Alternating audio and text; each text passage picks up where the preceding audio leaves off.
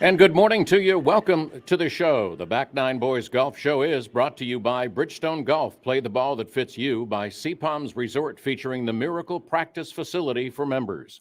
By Mizuno Golf, reach beyond. By RSM, proud sponsor of the RSM Classic, giving back to our communities. And by Club Car, the global leader in golf, utility, and fun personal vehicles. On the show, we're going to talk with Ping's Golf's Scott Koss about the 425 series and how the Solheim Cup got started. Then we'll talk with Davis Thompson, UGA grad who played in several PGA and Korn Ferry events after graduation. And we'll talk about the big difference between college and professional golf and what his plans are for this upcoming season. Then we'll talk with former Matt Kuchar caddy for about 5 years, John Wood, about carrying a bag and then going to carrying a mic for NBC, and about the Ryder Cup, which is coming up. But first up is Scott Koss of Ping. Morning, Scott, and welcome to the Back Nine Boys Golf Show. Good morning, Rich. Thank you for having me on. I greatly appreciate it. Always enjoy the show. Well, I enjoy having you on because Ping has always got some updates, and tell us about what some of the updates are. Well, it's kind of an exciting time, although we've had our struggles with supply, from overseas and shutdowns. But the positive side is we are still getting product. And with that, we're launching a new I-59 iron this month, and along with the new Glide Forge Pro. So in addition to some exciting, times right now we have in golf with the growth of the game, the new products coming out we're very excited about, and especially starting off with the I-59 having 2 tour wins already. So pretty exciting news. And those were with Harris English? Yes. Yes. Johannes Veerman. He, both of them, not Harris, Victor Havla. Okay. Both those guys won with the I-59s. Okay. And what's the big difference between the I-59s that you have now and the 425s? Well, the I-59 is actually a completely different iron. It's a blade series. And it really looks more like the blueprint that Harris English plays. The blueprint is, our forged blade, solid, very small, very compact, tour player style club. The I-59 is actually a hollowed out body, which we moved, 62 grams of weight outward. And then by putting in what we call Lumicore insert, we don't want the face to flex like a, distance club like our 500 series was. Right. So we put the Lumicore in there to reduce that deflection. However, what the customer gets is a very good-looking, small, compact blade iron that is extremely forgiving, like our 210 iron. So, well, Scott, would that be for better players? I mean, like lower handicaps? Rich, what it's doing is it's allowing someone like, someone who might be a 3.5, 7 handicap, we can creep up a little bit. Get into something that's, a smaller compact they love the looks of and have always wanted to play, but maybe they don't play a golf as often. Maybe they're not up the course, a couple times a week, but it allows them to get in that blade style club, the smaller style, but also be very straight. And I saw Michael Thompson, and this was before we knew it was hollowed out or an open cavity, that I talked to, Michael Thompson. He actually said he hit it much straighter. In his opinion, it was 3 to 5 yards dispersion when he misses it versus a 5 to 7 with the blueprint. And that was comforting to know that how forgiving that I-59 is. So we're going to reach out to the, more in the 7 handicaps, maybe even 9. It all depends on their swing, of course, and how it matches up. But we feel very comfortable that we made this almost like a breakthrough in blade irons, and it still has a very soft feel. Well, tell us about the 425 series. I see a lot of guys at the golf course playing pings, either the 410, but now seeing a lot of the 425s. And it's interesting, Rich, because we had I think our big leap was with the G400 driver years ago when Patrick Reed won the Masters, was a big leap into the drivers, and we had much more tour players looking at the driver. And then we went to the 410, which was adjustable. Now the 425, which has extremely forgiving. So you have a lot of forgiveness, which tour players really like. They know their distance is going to be good. Right. Now they're going to hit a lot of fairways. So the 425, which we actually won the driver count at the Masters this year. We won the driver count at the top, the Tour Championship in the top 30 with 9 drivers in play. We also won the iron count at 7 iron sets. And what we're doing is it's such a straight driver that we're finding not only, the amateurs who want forgiveness and hit fairways, and they're getting great distance with it. We're finding tour players are gravitating toward it because it has, some adjustability to it. We can fine tune your ball flights and in many different directions. So the 425, you've got hybrids, and I know a lot of people when they're starting to play or when they've been playing for a long time, as they get older, some of the hybrids come more into play. So from a hybrid standpoint, how many different kinds as far as lofts do you have in the 425 line? Well, the 425, we expanded and added a 7 hybrid this year at 34 degrees, starting out at a 17-degree 2. So anywhere from a 2 iron replacement to a 7 iron replacement, you can get the new hybrid, the 425, which features, face wrap technology, which makes it really kind of hot all over the face. And we're getting great distance. And as we always do with paying, the weight all the way back, we're getting great accuracy. So it's really boosted, leaps and bounds from the 410 even. And the feedback is absolutely fantastic. Does it really excite you to see these new innovations come out? I know the research has been done 2 years ago, but here you come out with a 400. You had a lot of success with that. The 410, a lot of success. And then the 425. And it's like, oh my gosh, research is just so far ahead. Don't you wish you could do it more often as far as producing new product? It's funny because every day, I visit accounts and we talk golf and technology. And just yesterday I was at an account. We were discussing the same thing. And their question is, well, how much more can you do? Right. It always, and that's the question, everybody says, well, by now I'd be hitting a driver 842 yards if, it does what they say. Well, some years you get leaps and bounds and some years are small changes. It's like vehicles. Vehicles don't go from, a carbureted gas engine to a lithium battery electric car. You make little changes every year.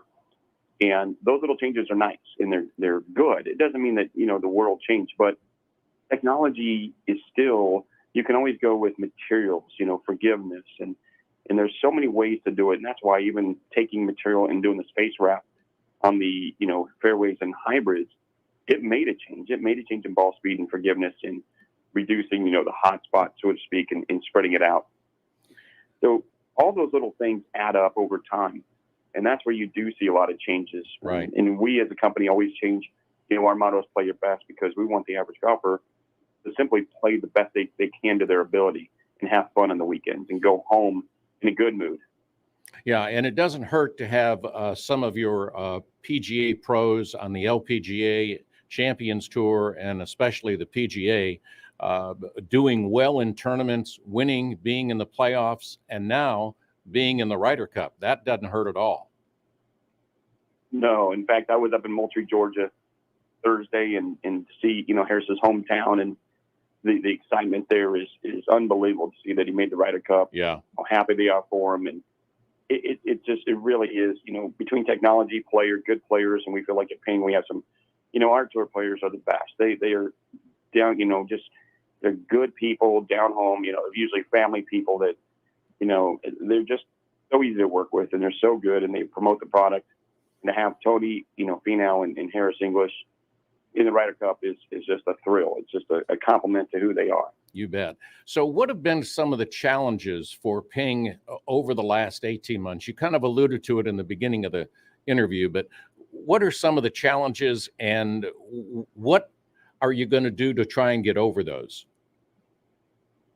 Well, the challenge is, the biggest thing is we're a private company, family owned, 62 going on 63 years. Right. And when you're a small company, we're playing in a big fish game.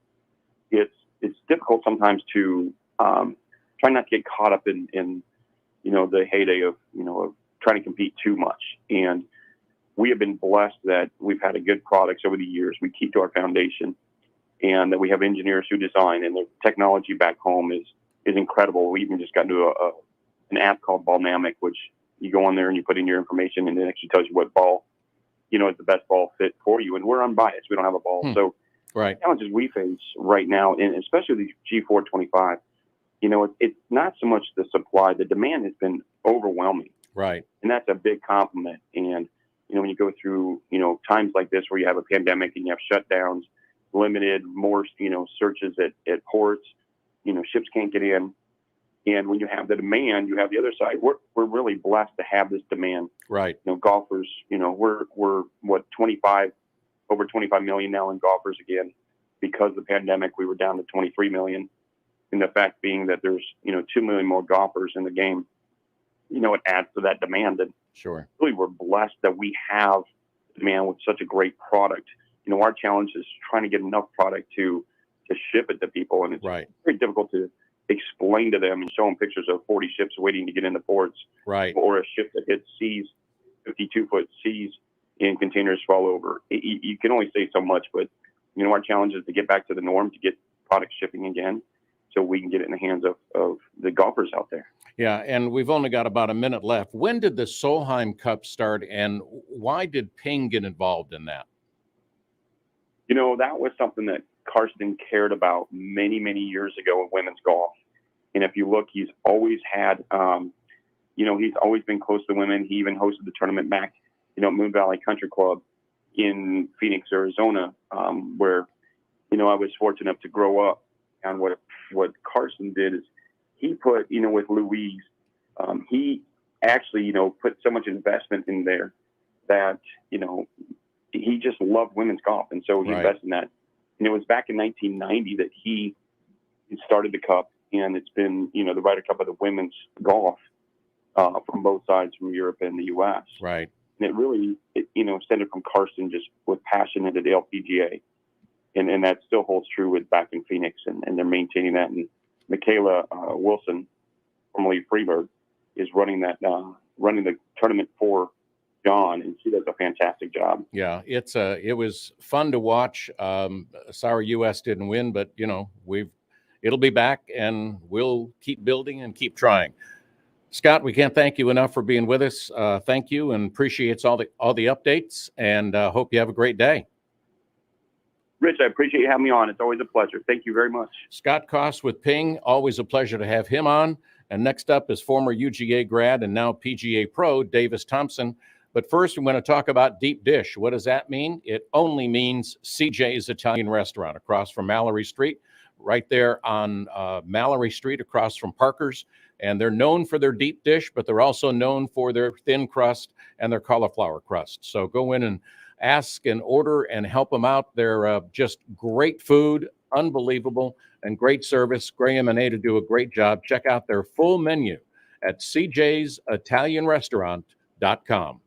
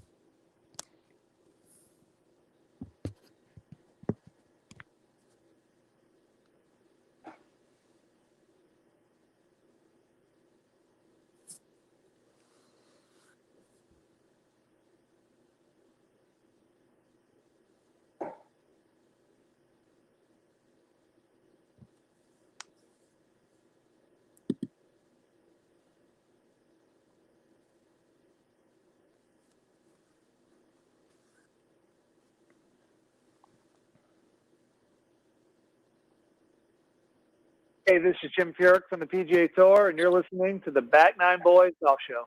And welcome back. I'm Rich Stiles. We're glad that you're with us. Next guest is Davis Thompson, former UGA golfer, now a PGA pro. Good morning, Davis, and thanks for coming on the show. Yeah, thank you for having me. You hear me all right? I hear you great. You had a couple of exemptions while you were at UGA for the RSM, and you did pretty well. Now you're out of college. How has it been for you since you're out of college playing on the tours? Yeah, it's definitely been a learning curve. Just trying to figure out how to travel on my own and prepare the best I can for each tournament. With college, you usually get one practice round and you're playing the next day, and just trying to figure out, how to manage my time well and use those 3 preparation days to get myself ready for tournaments. And I just had a lot of great experiences this summer to build on. Well, you had a great year, I think, anyway. You averaged 328 yards off the tee. You were 71% greens in regulation. I mean, that's pretty good golf. 4 birdies around. So what are you going to be working on now for the start of the next season? I think just kind of some things mentally, honestly, just learning how to stay patient and learning how to, manage my golf ball better. And just taking the safe play as opposed to maybe firing a few more flags than I probably shouldn't. But yeah, I mean, I think just I know kind of like everybody on the tour, just trying to turn some 72s into 70s and 70s into 68s, and just trying to save a few shots here and there. And I think that comes with short game and just managing my golf ball better. Did you find that coming out of college, sometimes even in college, that you could play sometimes too aggressive? Yeah, for sure. I think you have to play smartly aggressive. You have to kind of take your chances when you're comfortable and when things kind of set up for that. But some shots just don't suit your eye better, so it's better to just hit it at the middle of the green and take your par, especially on a tougher golf hole, as opposed to taking on the flag and potentially bringing bogey or double into play. Yeah. So you're on the PGA Tour. You've worked with a couple of different caddies. What does this season look like, and how are you working, or have you already chosen a caddy for this year? I have not, no. So I'm just going to try and figure that out within the next few weeks. I'm going to try and get a few more sponsor invites this fall, and then I have the final stage of Q School for Corn Ferry Tour in November. So I'll just be getting ready for that and playing in a few tournaments before that. So how do you go about trying to find a caddy? Are you looking for somebody who's had PGA Tour experience, Corn Ferry experience? I know some guys have gone to their best friend or their college roommate, but sometimes at this stage you need somebody with experience. So is that what you're looking to do, is find someone like that?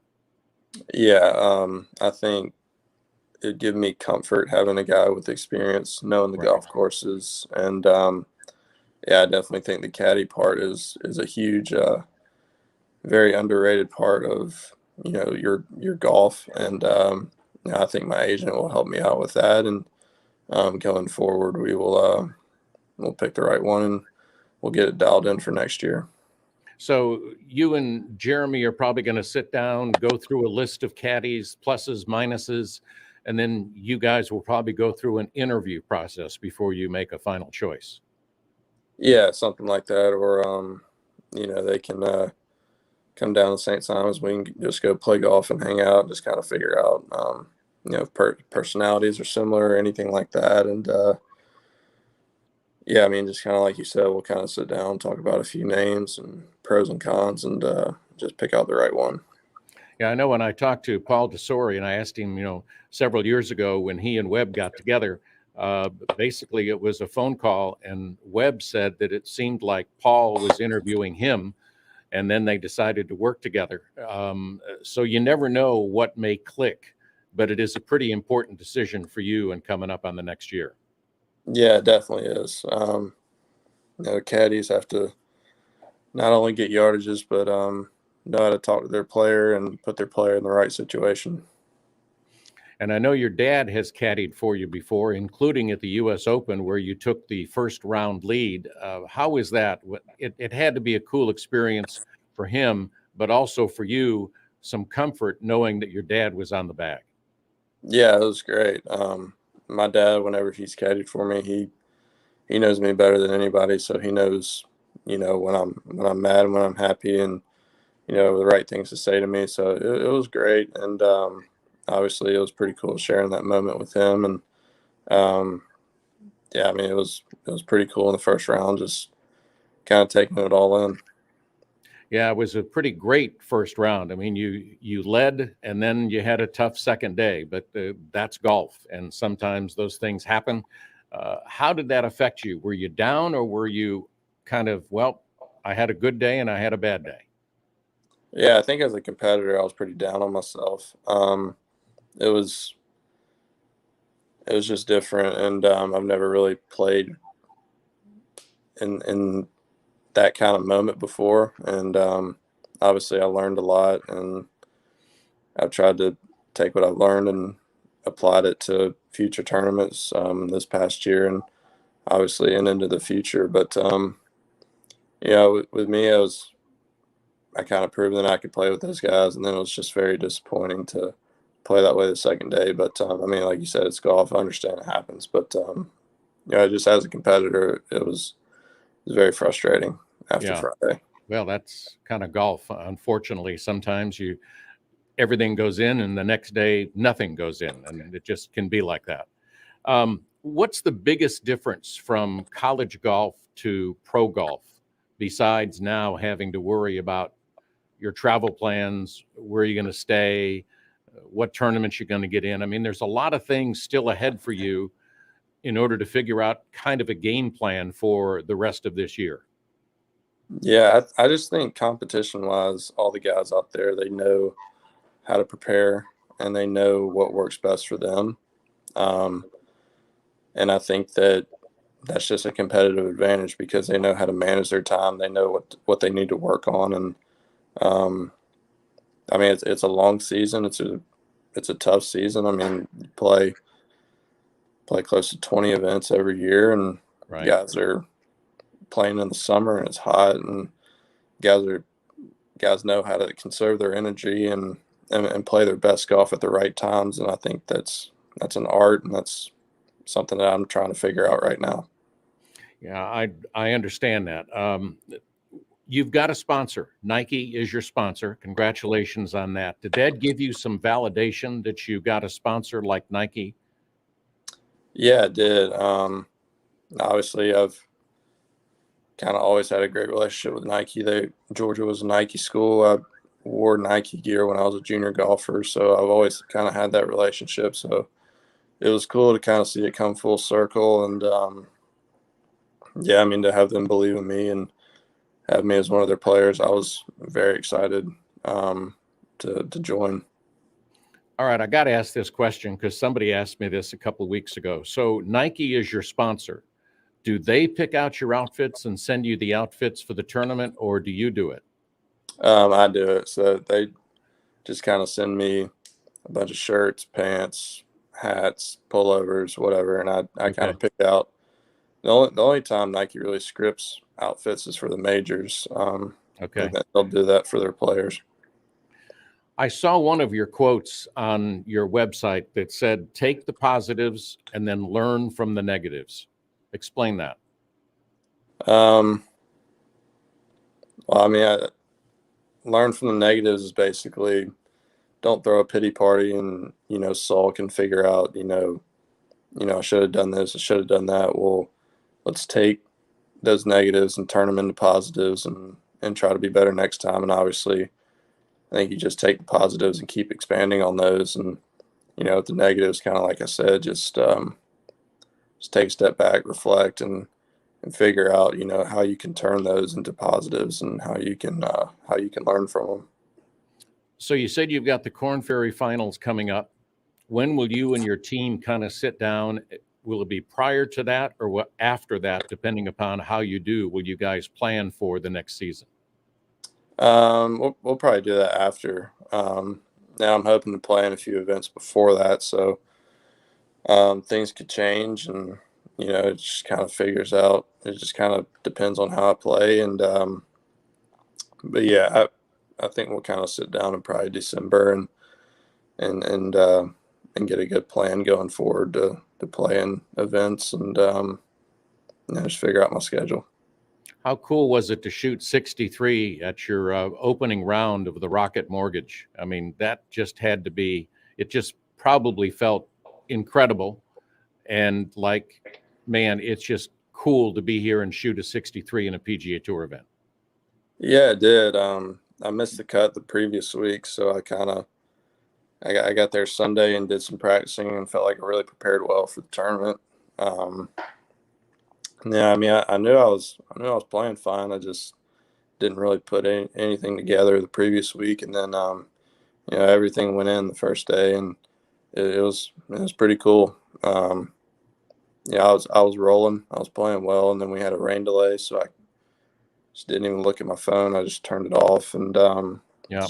just focused on getting back out there, and was eventually able to do that, and then was able to finish well. So it was all good. What do you do, Davis, when you're not playing golf? How do you relax? Yeah, I've kind of tried to figure that out because in college, I guess my other hobby was doing schoolwork and keeping up with my grades and classes, and now thankfully I don't have any classes left. So Right. yeah, I mean, I'm trying to figure out how to manage my time and get away from it. We've got a puppy in the house, so I've been hanging out with her, playing with her. Is that Betty? Yep, that's Betty. Yep. Black I Lab. see Betty every day. Yeah, yeah, she's a good one. But yeah, my parents keep telling me I need to find a hobby, so I'm kind of working on that right now. Could be dog training. You never know. Yeah, could be, could be. Davis, thanks for being with us on a Saturday morning. We appreciate your time and best of luck in the future. Yeah, thank you, appreciate it. All right, Davis Thompson, PGA Tour pro now, UGA grad. And coming up, we've got a former PGA Tour caddy for Matt Kuchar and now NBC announcer all the way from California. Thanks for getting up. It'll be John Wood coming up next on the Back Nine Boys Golf Show.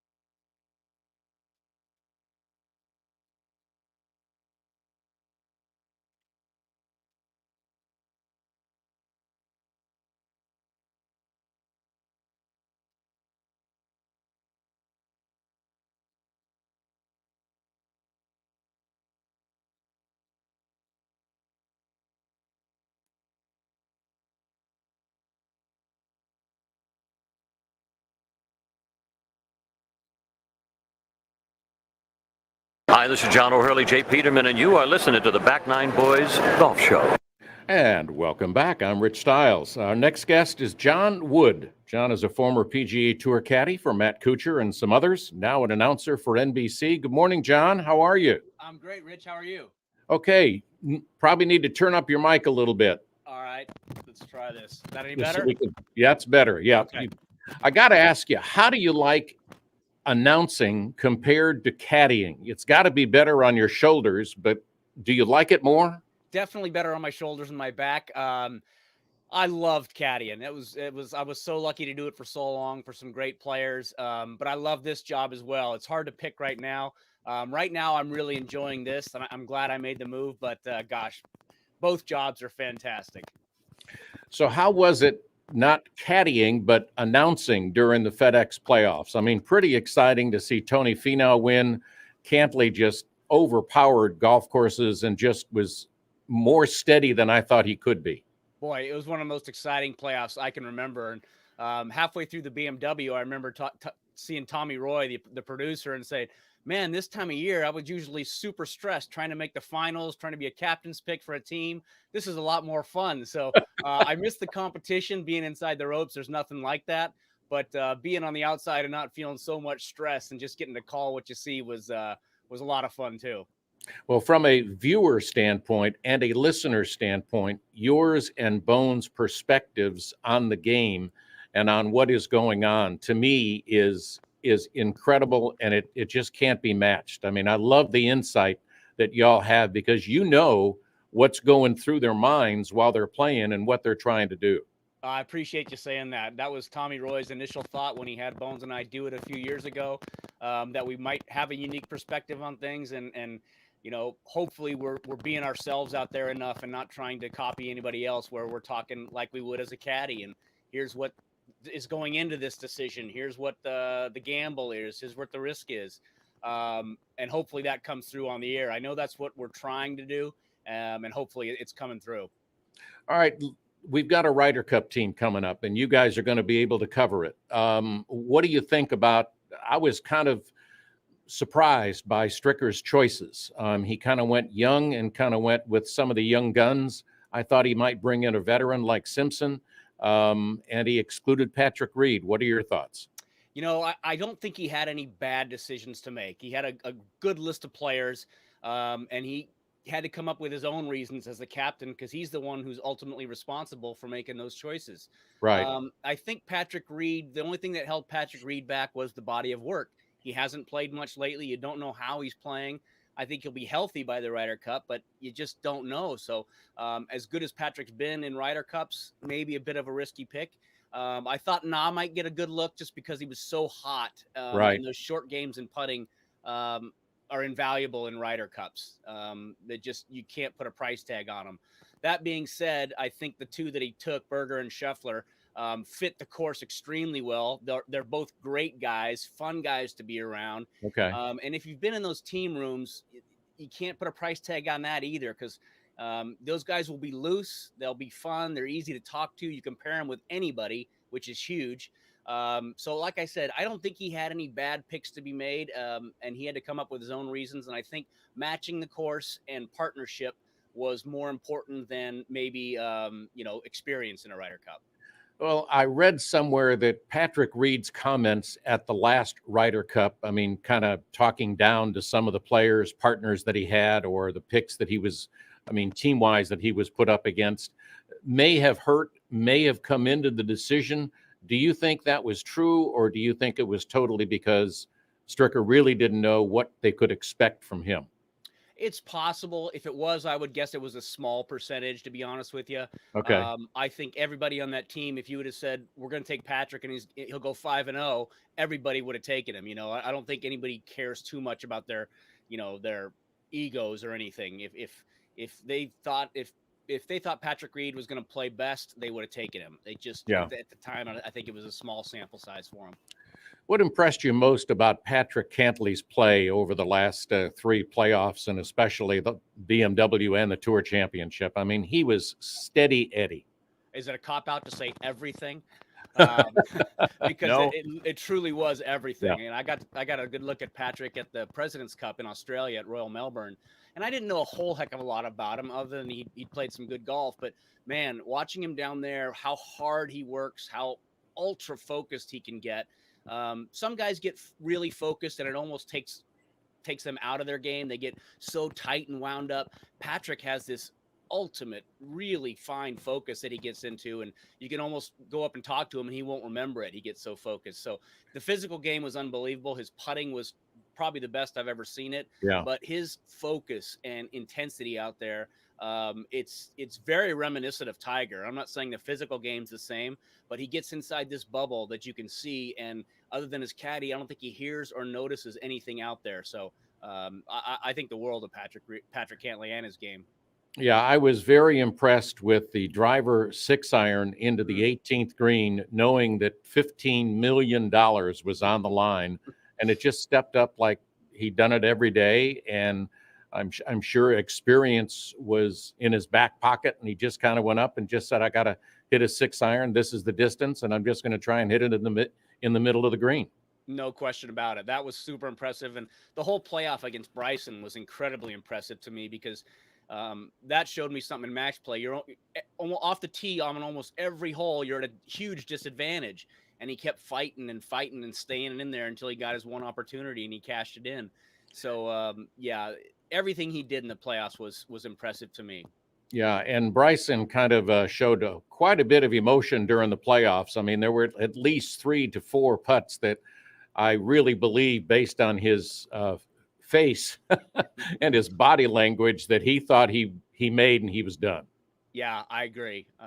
He had a few chances there, to get it in after Patrick had missed, and just skirted the edges on all of them. But yeah, that's a big deal. Going into the finals first, you kind of control your own destiny. So I'm sure he was looking not only for the win, but to position himself at Eastlake as the front runner going in with that 2-shot lead. What do you think? John Rahm had a fantastic year. John's had a great couple of years. And I think it's when he got married, he kind of settled down. When he had a child, he kind of settled down. And, you're kind of focused. You become Tiger even changed after having kids. Your mental state, your inside, your heart kind of changes a little bit. And I think it's really helped his game because it's held his emotions down. That's a great observation you made there. I think it's very true. When he came out, he was a little bit immature, wore his emotions on his sleeve, kind of got too fired up, let things get to him. Now, I couldn't agree more. He and Adam Hayes, his caddy, are so calm out there. He doesn't get flustered like he used to. It just accepts what happens and moves on and trusts that his talent will take him, where he wants to go. And I think that's, the next step in Bryson's game, I think, is finding some of that maturity and accepting when something goes wrong. But boy, John Rahm, he is going to be top 3 in the world for a long, long, long time. He is unbelievably talented. Yeah, he really is. He and I have the same backswing, but we don't have the same follow through. I love it. All right, you've caddied on the tour. You've caddied for some great players. Hunter Mahan, he had some great years. I know he's fighting to come back, but you were with Matt Kuchar, who lives here, for 5 years. What happened between you and Matt? I kind of read some stuff that said it was your decision to kind of walk away. Nothing happened. Matt and we spoke last night for a half hour, probably. We're still really good friends. It just got to the point where I kind of thought this opportunity in television might be open for me. And, I've been caddying for 24 years, still loved it. And adore Matt and his whole family. They're just the best people. But I was just ready for a change. And this opportunity came up and I thought, well, what if it's not here in 3, 4, 5 years down the road when I am ready to finish caddying? So this opportunity was here, and I just felt like it was time for me to make a change and try it. Tough decision, though. 24 years caddying. I mean, you did well with several players, and here you are with Kuchar, who's, one of the top golfers and has always come through. I've always been impressed when you don't think Matt's there, all of a sudden, whoop, he's there. Just a great guy, great family guy, and it had to be a tough decision for you. It was something I really wrestled with. it came down to, I still loved caddying Thursday through Sunday. I still worked as hard Monday, Tuesday, Wednesday as I ever had. I just wasn't enjoying it like I was. It felt like more of a task. And I'd never felt that before caddying, the preparation. I always loved it. And it got to the point where my mind was wandering, and I could tell I needed to try something else. It was a totally personal decision. Had nothing to do with Matt, how he was playing or anything. It was just, I needed to do something else. And I had an opportunity, so I took it. So what I hear you saying from what you was that if my mind wanders, I need to find something else to do. No, I think in your job, a wandering mind is a plus. Sometimes. Hey, John, we got to take a break. We'll be back with John Wood, NBC announcer, doing a great job. We'll be back in just a moment on the Back Nine Boys Golf Show. Stay with us. What a great guy.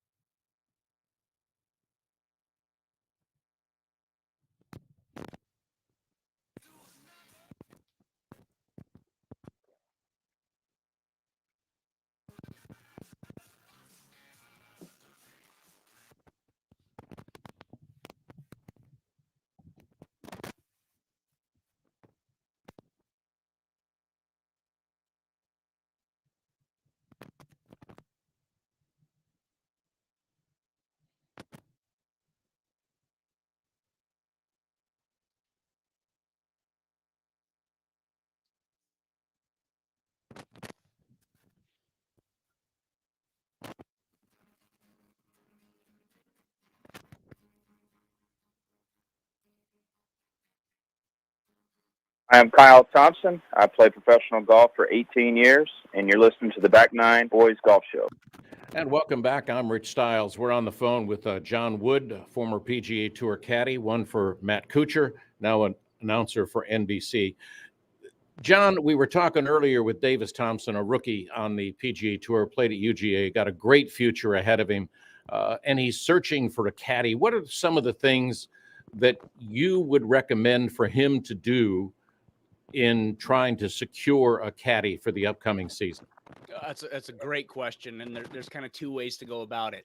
One, you can find a tour caddy who knows the courses, who I think there'd be a long line of guys looking to work for him just because he's got such a good reputation, great player, good guy, and someone who knows the courses but really doesn't know you. So he's going to have to take time to learn you. You're going to have to learn him and take the time together to figure out each other's personalities. That's just as important as course knowledge.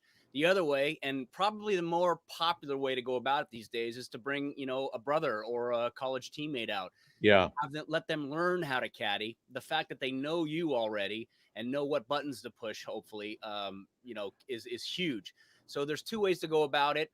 There's a lot of good tour caddies out there, but there's something to be said for knowing a guy already and knowing his game, knowing his personality, and you can learn the courses together. So, if there's somebody like that, a teammate who isn't going to turn pro or a brother who played a lot of golf with them, it might be the best way to start, to be honest with you. Yeah, I put my name in it. I haven't heard back yet.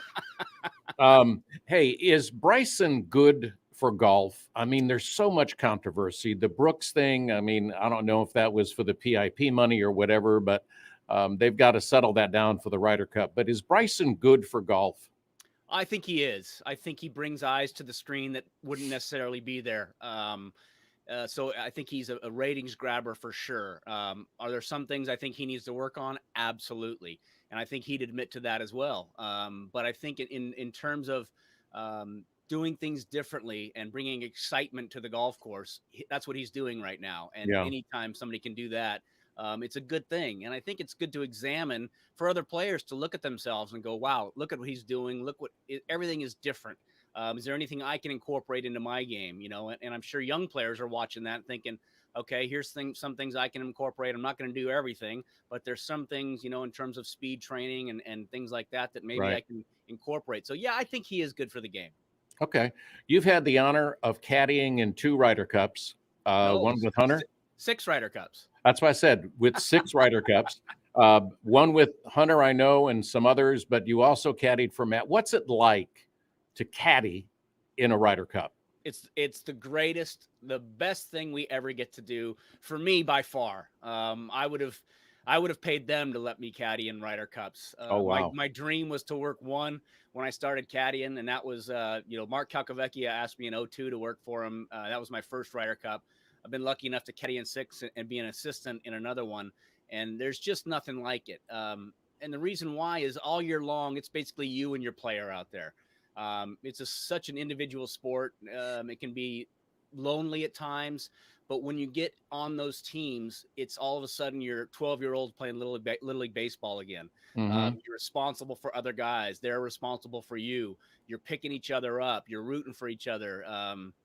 I think I'm probably one of the 5 people in the world who can say I got Tiger Woods to go hand me a peanut butter and jelly sandwich one time. So that kind of everybody pulling on one rope for 1 week out of the year.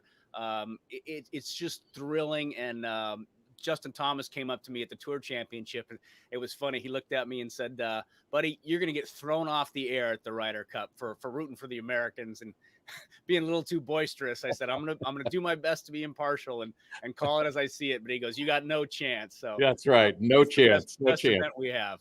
All right. Another big event, Matt, in the Olympics. Cool. Cool. I wish I could talk to everybody who decides to skip the Olympics, because when we went, I wasn't 100% sure. It was a tremendously busy, packed summer.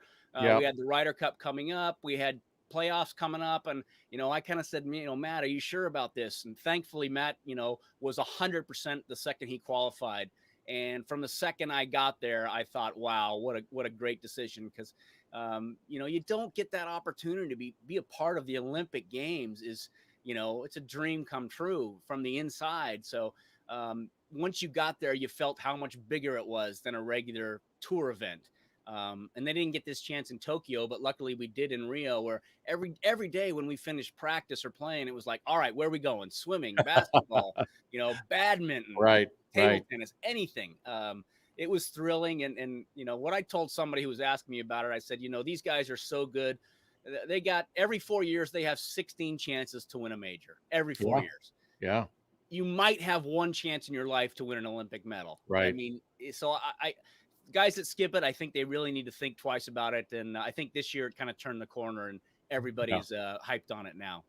All right. Speaking of hype, USA or Europe in the Ryder Cup? I know you won't be partial now. I mean, you can be partial now. I know you can't in 2 weeks. I think I want a really close Ryder Cup. I think those ones at 16.5 to 11.5 or 17 to 11, I think those aren't quite what we want. I want something 14.5, 13.5 right there. Right. I have great friends on both teams. Obviously, my allegiance will definitely lie with the American team, but I'm going to call it like I see it. If guys make great shots, I'm going to call great shots. If they mess something up, I'm going to say they messed something up. But obviously, I'll be rooting for the Americans a little bit, but I just want a really tight Ryder Cup. All right, got about 30 seconds. What was your favorite stop on the PGA Tour when you were caddying? Oh, boy, what a good question. I'm a California guy, and I loved Monterey and Carmel. And just being in that area, I love that kind of cool, crisp weather. I love the fact there's 3 different courses, and anytime you get to walk around Pebble Beach a few times a week, tough to beat that. Yep, Masters is not bad either. Masters is on a different plane. Yeah, it would be too. John, thanks for the time. I appreciate it. Hope we can call on you again. And good luck at the Ryder Cup. Anytime, Rich. Thanks very much. Try and stay impartial. I will. I will. All right. Thank you very much. Thanks, John Rich. Wood, now an NBC announcer, former caddy for Matt Kuchar and several others. And we want to thank you for being with us on the Back Nine Boys Golf Show, heard every Saturday and Sunday right here on ESPN Coastal. Check us out on all the podcast platforms that you have, and check us out always at ESPNCoastal.com. I'm Rich Stiles, and thanks to PJ Zuko, my producer. We'll see you next week.